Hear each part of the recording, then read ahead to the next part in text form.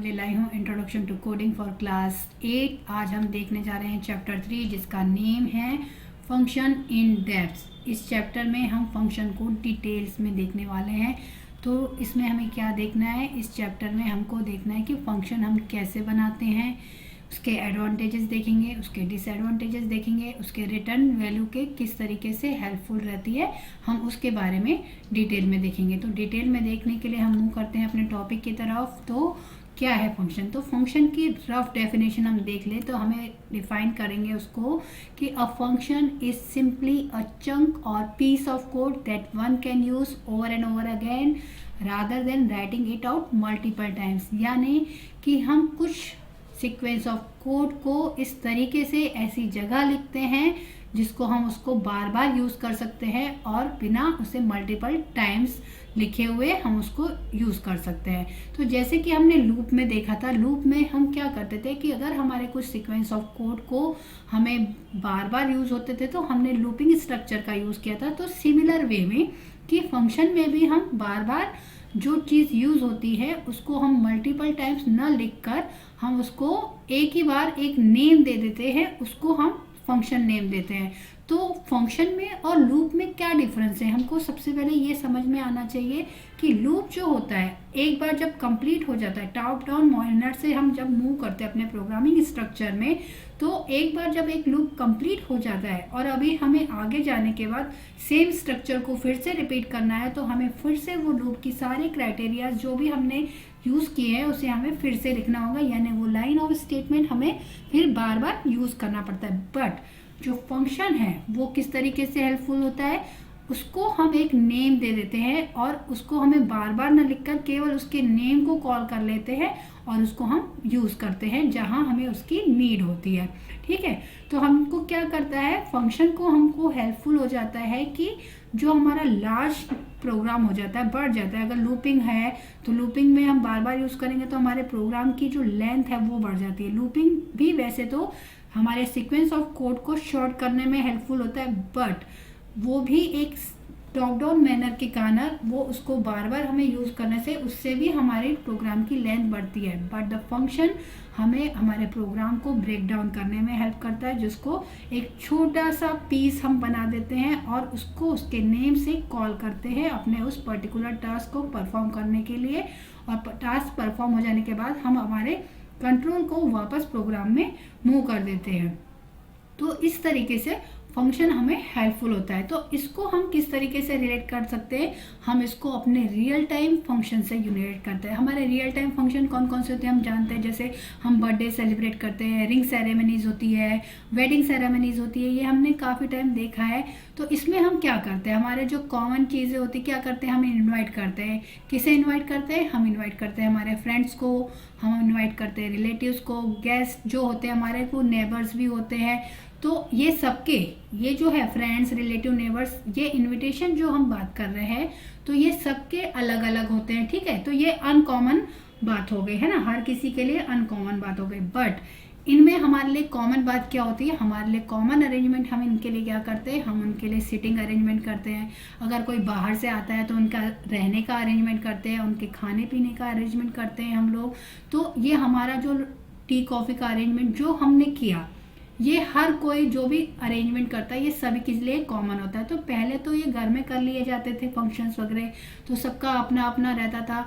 तो अब क्या हो गया है, हमारे उस जो घर में फंक्शन करते थे तो कहीं ना कहीं लोड घर पर बढ़ता था। वैसे ही अगर हम प्रोग्राम से कनेक्ट करें इसे तो हमारे प्रोग्राम में क्या होता है, अगर हम लूप का यूज़ कर रहे हैं, लूप में बार बार हम उसी चीज़ को यूज़ कर रहे हैं तो हमारे प्रोग्राम की लेंथ बढ़ रही है। तो वैसे ही अगर हम हमारे घर में कोई अरेंजमेंट करते हैं, प्रोग्राम करते हैं, तो हमारा क्या होता है, वर्कलोड बढ़ता जाता है। सिमिलर वे में अगर हमारा कॉमन अरेंजमेंट जो हमारे देखे हमने, सिटिंग, ब्रेकफास्ट, लंच, डिनर, ये जो हमारे कॉमन अरेंजमेंट है, तो अब क्या करते हैं, हम हॉल को बुक कर देते हैं। तो क्या हुआ, मैनेजमेंट हमारा बराबर होता है। अगर हम इसे प्रोग्राम से रिलेट करें, हम वापस अपने प्रोग्राम की तरफ मूव करेंगे, हम इस कॉमन अरेंजमेंट से को हम अपने प्रोग्राम में जब मूव करते हैं तो वही हमारा प्रोग्राम क्या कहलाता है, फंक्शन। अब हम फंक्शन को कैसे डिफाइन करते हैं, फंक्शन की ये जो हमने जो लिखा है ये return type, function name, parameter list, तो ये इसका सिंटैक्स है। जब हम फंक्शन बनाते हैं, हम जब फंक्शन की डिफाइन करते हैं, डेफिनेशन देते हैं, तो हमें इस तरीके से डिफाइन करते हैं, ठीक है। तो अब हमने इसको देखा, सबसे पहले हमारा इस डेफिनेशन में देख रहे हैं हम रिटर्न टाइप का हमने यूज किया। अब रिटर्न टाइप क्या है? फंक्शन में हमें रिटर्न मिल सकता है, हमारे जो प्रोग्रामिंग फंक्शन की बात कर सकते हैं उसमें हमें रिटर्न भी मिल सकता है, और जब नहीं मिलता तो हम क्या यूज करते हैं, हम यहाँ पे यूज करते हैं वॉइड कीवर्ड का, जो हमें रिटर्न नहीं देता। यानी हमारे रिटर्न टाइप क्या होता है? रिटर्न टाइप यानी डेटा टाइप, यानी कोई भी इंटीजर, कैरेक्टर स्ट्रिंग, बूलन, ये सारे हमारे रिटर्न टाइप्स होते हैं।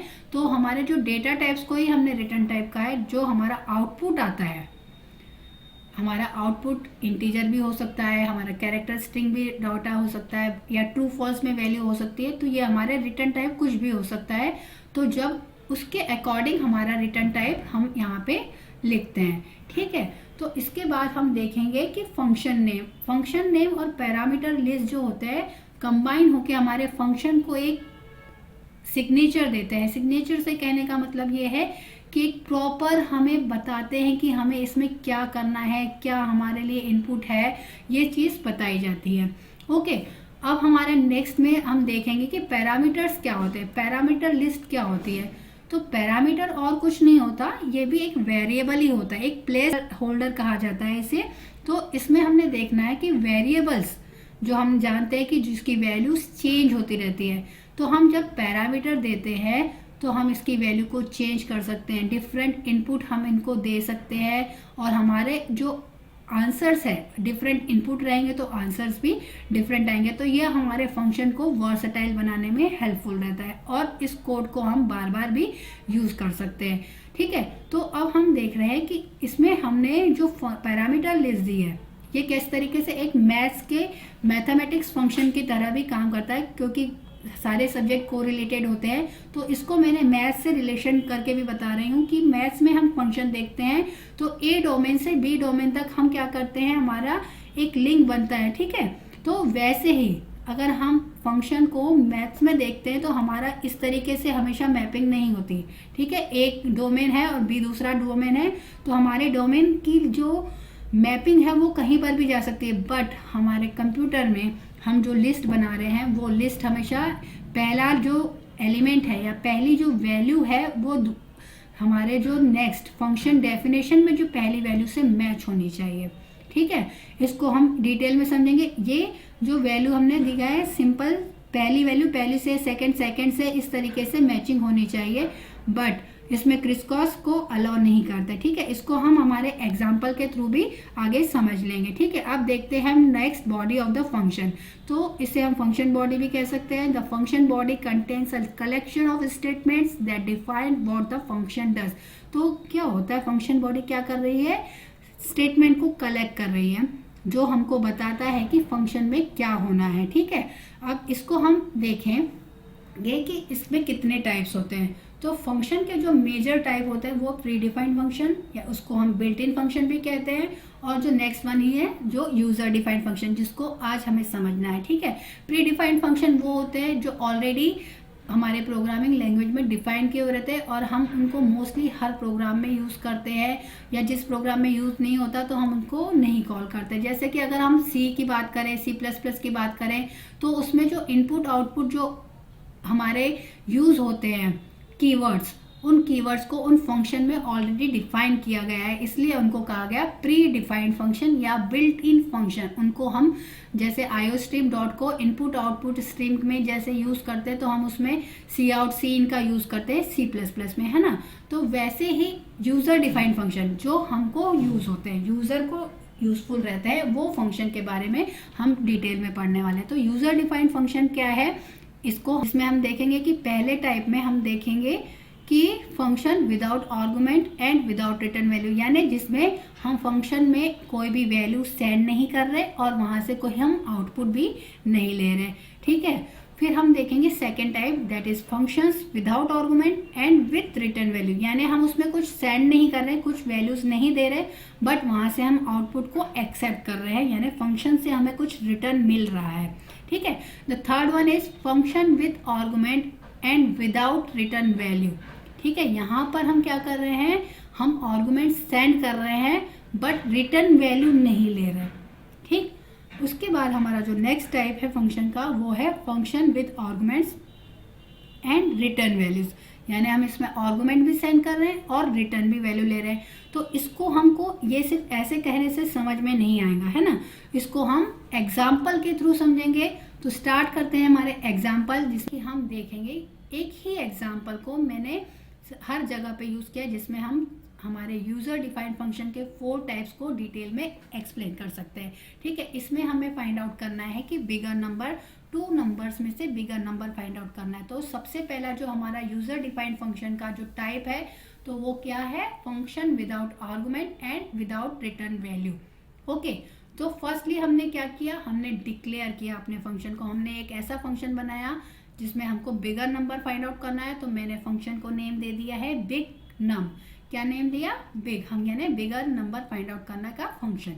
ओके, हम नेम कुछ भी दे सकते हैं, नेम के लिए हमारे लिए कोई कंडीशन नहीं। यहाँ पे आप लार्ज नंबर भी दे सकते हैं या केवल नंबर फाइंड आउट करना है तो नम लिख दे, या कोई जो आपको देना है, नेम के लिए कोई बाउंडेशन नहीं है, कोई रिस्ट्रिक्शन नहीं है। ओके, फिर हमारा मेन प्रोग्राम स्टार्ट हुआ बिगिन। बिगिन होने के बाद हमने क्या किया, हमारे प्रोग्राम में जो फर्स्ट स्टेप आ गई बिग नम। ठीक, बिग नम जैसे ही हो गया स्टार्ट तो हमारे कंट्रोल चले गया है फंक्शन बिग नम में, और जैसे ही फंक्शन बिग नम में कंट्रोल चले गया फंक्शन बिगिन हो गया। वहां पर फंक्शन बिगिन होने के साथ ही हमारा जो नेक्स्ट स्टेप हो गई, इनपुट हो गया 2 नंबर्स, जहां पर हमने फिर उन नंबर्स को चेक किया कि नंबर 1 बड़ा है या नंबर 2 बड़ा है। जैसे ही हमारा डिक्लेयर होता है जो भी नंबर बड़ा है वो हमारा डिस्प्ले हो जाएगा, हमारा आउटपुट हमें वहीं शो हो जाता है। तो इसमें एग्जाम्पल में हम देख रहे हैं कि हमने ना कोई आर्गुमेंट भेजा है और न ही कोई रिटर्न वैल्यू हमने हमारे मेन फंक्शन में दिए। तो हमारा जैसे ही एंड फंक्शन हुआ हमारा कंट्रोल कहाँ वापस जाएगा, हमारे बिगिन वाला जहाँ पे हमने स्टार्ट किया, हमारा मेन प्रोग्राम जहाँ स्टार्ट होता है वहाँ पे हमारा कंट्रोल चलेगा। लेकिन उसके बाद हमारी कोई स्टेप नहीं थी, इसलिए हमारा प्रोग्राम वहीं पे एंड हो गया। ठीक, ये यूजर डिफाइंड फंक्शन का सबसे फर्स्ट टाइप हमने अभी इसको समझ लिया है। डिटेल में हम सेकंड वाला भी समझ लें, functions without argument and with return value. यहाँ पर हमें रिटर्न मिलने वाला है। ओके, तो हमारी जो फर्स्ट स्टेप है, हमने अपने फंक्शन को डिक्लेयर कर दिया है, जहाँ पे हमने डिक्लेयर करने के बाद हमारे मेन प्रोग्राम को स्टार्ट किया बिगिन से, और यहाँ पे हमने एक वेरिएबल भी डिक्लेयर किया है जिसको नेम दे दिया है बिग। और बिग में क्या वैल्यू असाइन हो रही है, बिग में वैल्यू असाइन हो रही है बिग नंबर फंक्शन। अब बिग नंबर फंक्शन को जैसे ही हमने लिखा तो बिग नंबर फंक्शन के आते से ही हमारा जो प्रोग्राम का कंट्रोल था वो फंक्शन की तरफ मूव हो गया और बिग नंबर फंक्शन एग्जीक्यूट होना स्टार्ट हो जाता है। अब बिग नंबर फंक्शन के एग्जीक्यूशन में सबसे पहली स्टेप है कि हमने वैल्यूज को इंसर्ट किया num1 एंड num2। num1 और num2 इंसर्ट होने के बाद हमने चेक किया कि दोनों में से कौन सी बड़ी है, और इसमें हमने डिस्प्ले ना लिखा, जैसे हमने पहले एग्जांपल में क्या लिखा था डिस्प्ले, बट इसमें हमने क्या किया रिटर्न num1, और एल्स में भी हमने रिटर्न, अगर हमारी num2 बड़ी होंगी तो हमारा एल्स स्टेटमेंट एग्जीक्यूट होगा तो रिटर्न num2। जो ये नंबर रिटर्न हुआ, ठीक है, तो नंबर रिटर्न हुआ और वो वैल्यू कहाँ जाएंगी, बिग में स्टोर हो जाएंगी। तो ये जो नंबर है तो बिग में स्टोर होने के बाद हमारी वैल्यू डिस्प्ले हो जाएंगी, हमारे मेन फंक्शन में डिस्प्ले हो जाएगी, और हमने शो कर दिया बिगर नंबर इज बिग। तो ये जो रिटर्न हो रहा है ये एक वेरिएबल है, वेरिएबल यानी डेटा टाइप। तो जो भी हम यहाँ पे इंटीजर लिख सकते हैं, मैंने फिलहाल वैर लिखा है, कोई भी वेरिएबल हो सकता है किसी भी डेटा टाइप का, तो हमने यहाँ पे लिख दिया है ऐसा। ठीक है, यहाँ पे डेटा टाइप आता है, जो भी आपका रिटर्न वैल्यू होगा उस टाइप का ही वो डेटा होगा। जैसे यहाँ पे इंटीजर है तो इंटीजर अगर आपका रिटर्न में कैरेक्टर होता है तो वहाँ पे कैरेक्टर आउटपुट में होता है। ओके, तो अब हमारा जो यूजर डिफाइंड फंक्शन का थर्ड टाइप को देख रहे हैं हम, और ये थर्ड टाइप में हम देखेंगे function with arguments and without return values. अब हमने देखा कि हमने अपने प्रोग्राम को स्टार्ट कर लिया बिगिन से, और यहाँ पे हमने 2 वेरिएबल को हमारे मेन प्रोग्राम में ही डिक्लेयर कर दिया है, और मेन प्रोग्राम में हम इनकी वैल्यू को इंसर्ट कर रहे हैं या इनपुट कर रहे हैं। उसके बाद हमारा जो बिग नम फंक्शन हमने बनाया है उसमें हम क्या कर रहे हैं, जो वैल्यू हमने मेन प्रोग्राम में इंसर्ट की num1 और num2 इनको हम सेंड कर रहे हैं हमारे फंक्शन में।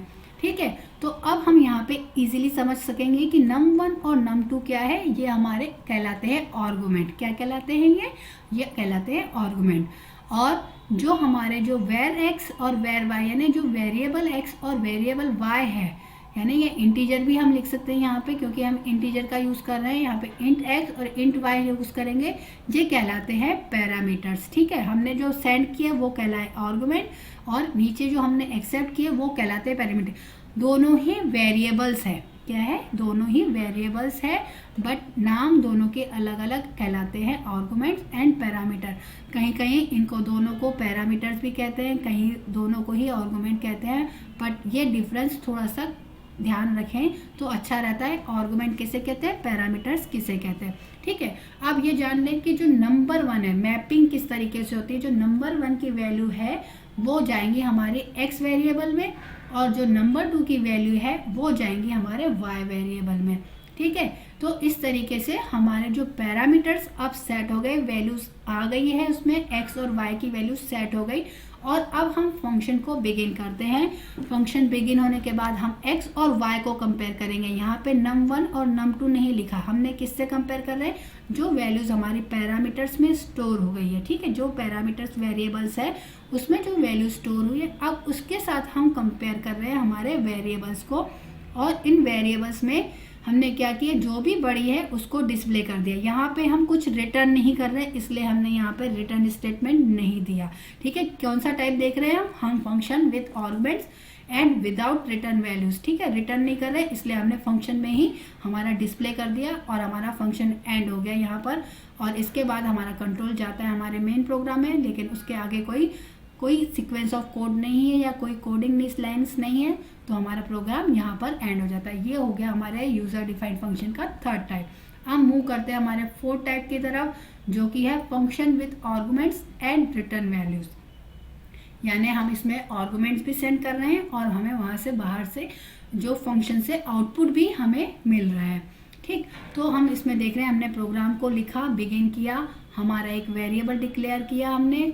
वेरिएबल के डिक्लेयर करने के बाद हमने 2 वेरिएबल और ले लिए, नंबर वेरिएबल, और इनको हमने सेंड कर दिया है बिग फंक्शन नंबर के फंक्शन के अंदर num1 और num2 के नेम से, जिनकी जो वैल्यू आउटपुट आएंगी वो हमारी स्टोर होंगी बिग वेरिएबल में। ठीक है, बिग इक्वल्स टू लिखने से जो भी वैल्यू हमें आउटपुट में मिलेंगी वो बिग में स्टोर हो जाएंगे।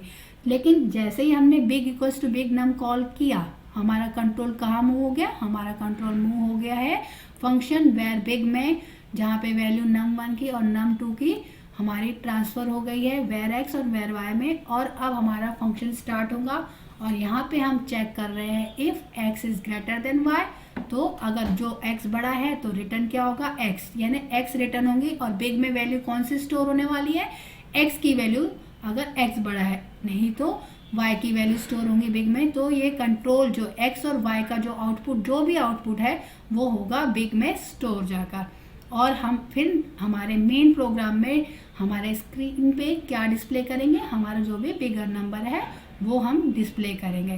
तो इस तरीके से यूज़र डिफाइंड फंक्शन के ये 4 मेन टाइप्स हमने समझ लिए। ये सारे सूडो कोड हम किसी भी प्रोग्रामिंग लैंग्वेज में हम अप्लाई कर सकते हैं।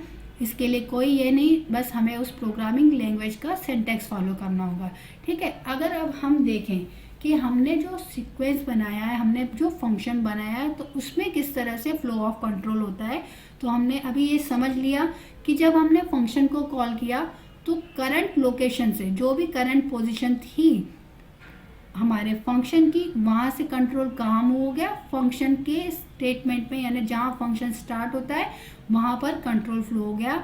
और फिर वहाँ से कहाँ होता है, फंक्शन की फर्स्ट लाइन को एग्जीक्यूट करता है। जैसे ही हमारा फंक्शन की तरफ मूव हो गया तो फिर वहाँ से हमारी फर्स्ट लाइन फंक्शन कोड की स्टार्ट हो जाती है। उसके बाद फंक्शन जब तक कंप्लीट नहीं होता, टॉप डाउन मैनर में ही हम उसको फंक्शन को कंप्लीट करते हैं। उसके बाद हमारा कंट्रोल वापस से बैक जाता है कहाँ, जहाँ पर हमने फंक्शन को कॉल किया है। तो इस तरीके से फ्लो ऑफ कंट्रोल हमारा फंक्शन का हम ये समझ सकते हैं। ठीक है, जो भी अगर हमने रिटर्न किया है उस पर्टिकुलर लोकेशन पर जहाँ पे कॉल हुआ था वो वैल्यू रिटर्न होकर हमारा जो मेन प्रोग्राम है उसकी लाइंस एग्जीक्यूट होना स्टार्ट हो जाती है। ठीक, अब हम देखते हैं कि हमने फंक्शन को समझा। तो अब इसको अगर हमें डिफाइन करना हो, अगर हम इसकी प्रॉपर डेफिनेशन देखना चाहें तो क्या लिखेंगे? Functions are self content modules of code that accomplish a specific task. क्या है ये? Self control module of code है। ठीक है, हमने देखा कि हमने बिगर नंबर फाइंड आउट कर लिया किसमें? फंक्शन में। तो इस तरीके से हमने डिफाइन भी कर लिया कि functions are self content modules of code that accomplish a specific task. ठीक, वो क्या करता है function? Function usually take in data, process it and return a result. ठीक, ये हमने देखा कि हमने 4 टाइप से ये समझ लिया कि डेटा को टेक करता है, प्रोसेस करता है और रिटर्न भी करता है रिजल्ट को। हम ये सब देख लिए। अब हमने देखा कि एक बार अगर हमने फंक्शन बना लिया, ठीक, हमने लार्जर नंबर फाइंड आउट कर लिया, जैसे अभी हमने एग्जांपल में देखा, तो हम इस लार्जर नंबर फाइंड आउट करने का अगर अपने प्रोग्राम में हमें बार बार यूज़ हो रहा है, इस प्रोग्राम को तो हम बार बार यूज़ नहीं करेंगे, ये सिंपल समझाने के लिए ये टॉपिक लिया था। लेकिन कहीं कहीं हमें कुछ टॉपिक होते हैं कि जहाँ पे हमें अपने उस पर्टिकुलर कोड को बार बार यूज़ करना होता है, तो हमें उन कोड को, लाइन ऑफ कोड को हमको लिखने की ज़रूरत नहीं, हम केवल उसके नेम से कॉल कर सकते हैं। जैसे हमारा बिग नम, हमने फंक्शन को नेम दिया था, हम उसको कॉल कर सकते हैं हमारे मेन फंक्शन से, हम उसको या कहीं और से भी कॉल कर सकते हैं। ठीक है, फंक्शन को ऑब्जेक्ट ओरिएंटेड प्रोग्रामिंग में मेथड भी कहा जाता है। ठीक है, कहीं कहीं इसे मेथड्स नेम से भी कॉल किया जाता है। तो अब फंक्शन का आइडिया क्लियर हो गया होगा, तो हम इसके एडवांटेज भी इजीली समझ सकते हैं। तो एडवांटेजेस क्या है कि हमने क्या किया, हमारे लार्जर प्रोग्राम को स्मॉलर प्रोग्राम में ब्रेक डाउन किया और इससे हमको क्या हो गया, इजीली अंडरस्टैंड हो जाता है, मेंटेन करना और डिबग करना इजी हो जाता है। ठीक, अब इसके बाद हम देखेंगे कि जो हमने कोड बनाया उसको हम बार बार यूज़ कर सकते हैं। अगर हम किसी चीज़ को एक बार लिख लें, उसे बार बार यूज़ करेंगे, तो इससे हमारा क्या होता है, टाइम की बचत होती है, सेव होगा ना टाइम। हमने एक ही बार लिखा और उसे बार बार यूज़ कर रहे हैं। ठीक, हमको उसे बार बार लिखने की भी ज़रूरत नहीं है और न बार बार उसको बनाने की ज़रूरत है। ओके, तो इस तरीके से टाइम सेव होता है। फिर हम देखेंगे कि थर्ड एडवांटेज, तो हमने जो अपना कोड बनाया, फंक्शन बनाया, तो फंक्शन बनाने से क्या हो गया, ये ऑर्गेनाइज हो गया, इफ़िशियंट हो गया। हमारे लिए ये बहुत अच्छे से इजीली फाइंड आउट करना हो जाता है, उसको मेंटेन करना इजी हो गया, ऑर्गेनाइज होने के कारण मेंटेन करना इजी हो गया।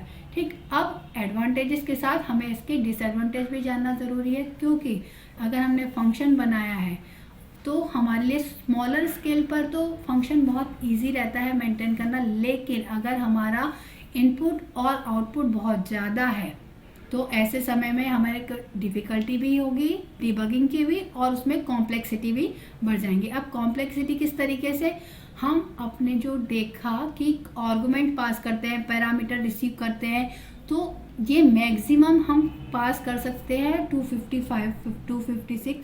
तो ये प्रोग्रामिंग लैंग्वेज के अकॉर्डिंग है, मैक्सिमम हम कर सकते हैं। तो अगर हमने समझो 10 भी पास करते हैं तो हमें उनका जो 1-to-1 करस्पॉन्डेंस है वो प्रॉपर मैच बराबर करना है, और उनका जो पैरामीटर्स का हम फंक्शन में यूज़ करते हैं वो बराबर नहीं किया तो उसमें हमको डिबगिंग बहुत डिफ़िकल्ट हो जाएगा। तो इस तरीके से हम इसके डिसएडवांटेजेस को भी समझ चुके हैं। अब हम देखेंगे कि अभी हमने सूडो कोड ही समझा है, अब हम इसे arcade.make में एक प्रोग्राम समझ के भी कर सकते हैं कि फंक्शन किस तरीके से बनाया जाता है। तो मूव करते हैं हमारे आर्केड प्लेटफॉर्म पर। तो आर्केड प्लेटफॉर्म पे अब हमें बनाना है हमारा फंक्शन। तो स्टार्ट करते हैं, हम सिंपल एक प्रोग्राम बनाते हैं जिसमें हमें वॉल्यूम फाइंड आउट करना है। तो फंक्शन बनाने के लिए हमें क्लिक करना होगा एडवांस ऑप्शन पे। तो हमने एडवांस ऑप्शन पे क्लिक किया तो हमें यहाँ पे फंक्शन नज़र आ रहा है। जैसे ही हम इस पर क्लिक करेंगे हमारे साइड में एक विंडो ओपन होती है जो है मेक का फंक्शन। जैसे ही हमने इस पर क्लिक किया हमारे सामने एक पॉपअप विंडो आ गई है। अब हम यहाँ पे देख रहे हैं फंक्शन लिखा है और सामने लिखा है डू समथिंग, यानी यहाँ पे जो डू समथिंग लिखा है यहाँ पे हमें अपने फंक्शन को नेम देना है। तो अब हम क्या बनाने वाले हैं, हमने प्रोग्राम बनाना है सिंपल एक वॉल्यूम फाइंड आउट करने का, जैसा कि एक बुक में एग्जांपल दिया है उसी को ले लिया है। तो वॉल्यूम फाइंड आउट करने के लिए हमने किया, और हमने यहाँ पर वेरिएबल्स ले सकते हैं, ठीक है। जो पैरामीटर्स या आर्गुमेंट हमें पास करने हैं वो हम यहाँ से ले सकते हैं, जैसे हमने किया तो ये देख सकते हैं यहाँ पे ऐड होते जाते हैं, ठीक है। ये ब्लॉक कोडिंग के कारण हमें ये हेल्पफुल होते हैं। इस तरीके से हमें कुछ लिखना नहीं पड़ता, बस हमने क्लिक करते गए हमारे सामने आउटपुट आते गए, ठीक है। वैसे ही अगर हम प्रोग्रामिंग करते हैं उसमें हमें लिखने होते हैं कि ये किस तरीके का वेरिएबल है, वो सब हमें डिफाइन करना होता है, ठीक है। अभी फिलहाल हमने क्या किया, हमने एक सिंपल वॉल्यूम फंक्शन क्रिएट कर दिया, डन बटन पे क्लिक किया। जैसे ही हमने क्लिक किया हमारे सामने एक फंक्शन का ब्लॉक भी हमें सामने नज़र आ गया। तो इसके बाद हम क्या कर रहे हैं, हम स्टार्ट बटन पे क्या करेंगे, हम फिर से फंक्शन पे क्लिक करेंगे। यहाँ से हमने ले लिया है कॉल वॉल्यूम, तो हम यहाँ पे कुछ ना वैल्यू सेंड कर रहे हैं और ना कुछ रिटर्न करेंगे। ओके, कॉल वॉल्यूम हमने एक्सेप्ट कर लिया, यानी ये कौन तरीके का एग्जांपल बना रहे हैं हम, without argument and without return value. Okay, ये एग्जांपल हम एग्जीक्यूट करके देखेंगे। ओके, हमने ये बना लिया। अब हमें वॉल्यूम फाइंड आउट करना है अगर किसी क्यूब का, तो हम क्या करते हैं, उसकी लेंथ, ब्रेड्थ और हाइट हमें पता होनी चाहिए। तो उसके लिए हम वेरिएबल ले लेते हैं, मेक अ वेरिएबल। लेंथ के लिए मैंने ले लिया है वेरिएबल एल, फिर मैंने ले लिया वेरिएबल ब्रेड्थ के लिए बी, और मैंने ले लिया और एक वेरिएबल इसके लिए ले लिया मैंने हाइट, ठीक है। अब वॉल्यूम कैलकुलेट करने के लिए भी हम एक और वेरिएबल ले लेते हैं। अभी 3 वेरिएबल हमारे क्रिएट हो गए, और वॉल्यूम के लिए हमने एक और वेरिएबल डिक्लेयर कर लिया, दैट इज वी। अब हम इनकी वैल्यू को सेट कर देते हैं, ठीक है। तो सबसे पहले हम यहाँ पे 4 टाइम्स जिसकी वैल्यू को हम सेट कर देंगे, और बाद में वैल्यू को सेट करेंगे, वॉल्यूम की वैल्यू को भी 4 टाइम्स ले लिया। तो सबसे पहले हमने किसकी, एल की वैल्यू सेट करनी है। एल की वैल्यू को जो भी हमें असाइन करना है, मैंने 5 कर दिया है फिलहाल। हमने बी की वैल्यू को असाइन करना है, अब ब्रेड्थ की वैल्यू, तो मैंने यहाँ पे 6 ले लिया। और इसके बाद हम असाइन करते हैं हमारी थर्ड यानी हाइट की वैल्यू, तो इसको मैंने 3 ले लिया फिलहाल। ओके, अब हम क्या करना है, हमें अपने वॉल्यूम की वैल्यू को सेट करना है। तो इसको किस तरीके से सेट करेंगे, हमारी length into breadth into height यानी वॉल्यूम को कर रहे हैं। तो इसके लिए हमने यूज़ करना है मैथ्स ऑपरेटर का, जहाँ से हमें मल्टीप्लिकेशन ऑपरेटर का यूज़ करके हमारे कैलकुलेशन करेंगे, ठीक है। तो ये हमारा मैथ्स ऑपरेटर है जिसमें हमको वेरिएबल्स को पुट करना है। लेंथ पहले कर ली पुट, इसके बाद हमें ब्रेड्थ पुट करनी है।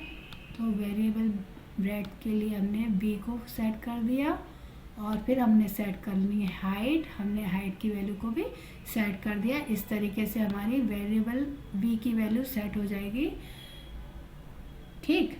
तो ये वैल्यू सेट हो जाने के बाद हम इसको प्रिंट करा सकते हैं, कहाँ पर हम प्रिंट करा सकते हैं, गेम ब्लॉक में जाके स्प्लैश ब्लॉक का यूज़ करेंगे तो हमारी जो भी वैल्यू होगी वो सेट होगी। यहाँ पे हम यूज़ कर सकते हैं वॉल्यूम इक्वल्स टू हमने सेट कर दिया, और जो भी वेरिएबल v की वैल्यू आएगी वो हमें हमारे स्क्रीन पर प्रिंट नज़र आनी चाहिए। तो यहाँ पे क्या नज़र आएगा, 5 × 6 × 3, तो हमारी जो भी वैल्यू आएंगी कितनी होती है, 6 × 5 = 30, 33 = 90, हमें स्क्रीन पर लेफ्ट साइड में हम देख सकते हैं, ठीक।